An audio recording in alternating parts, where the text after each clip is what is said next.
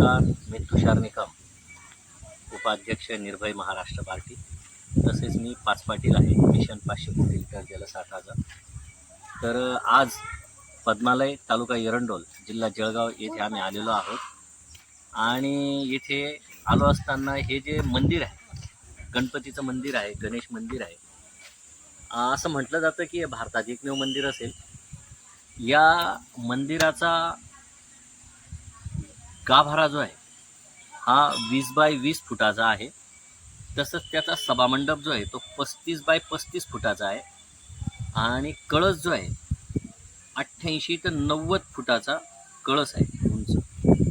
तर एकमेव अद्वितीय असं मंदिर आहे. आणि इथे 2 गणेश मूर्ती आहेत. मागे बघ, उजव्या सोंडेचा गणपती आणि डाव्या सोंडेचा गणपती, दोघं गणेश मूर्ती आहेत. आणि याला पद्मालय का म्हणतात तर हे बघा, हे पद्मालय यासाठी म्हणतात की ते कमळ, पूर्ण तलाव जो आहे हा कमळांचा तलाव आहे.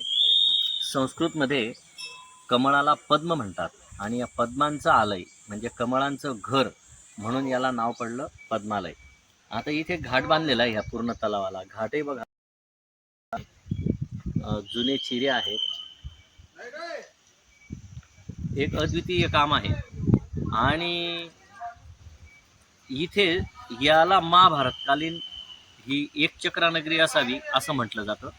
आणि इथे भीमाने बकासुराचा वध केला असं महाभारतात वर्णन आहे. तर एक आध्यात्मिक आणि पौराणिक असा वारसा असलेलं हे स्थळ आहे. आणि या स्थळाला आम्ही भेट दिली तर एक निसर्गरम्य, एक भारी असं वातावरण वाटलं.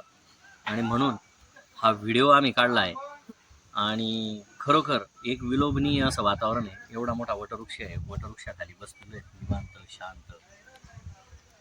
उन्हामध्ये ऊन आहे पण इथे सावली आहे आणि घनदाट सावली आहे. तर अशा पद्धतीने आपल्या सर्व प्रेक्षकांना हे सगळं कळावं यासाठीच हा व्हिडिओ बनवला आहे. धन्यवाद.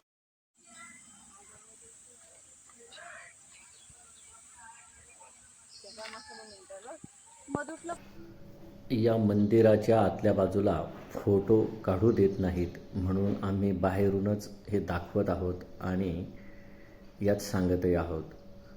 तर हा गाभारा आहे, मंदिर आहे, कळस आहे. इथे जुनं काम आहे, खूप आकर्षक नक्षी आहे त्यावर. ही घंटा, तसेच ही समाधी आहे.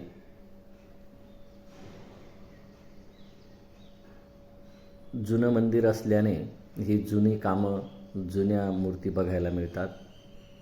हे कमळाची फुलं आकर्षित करतात.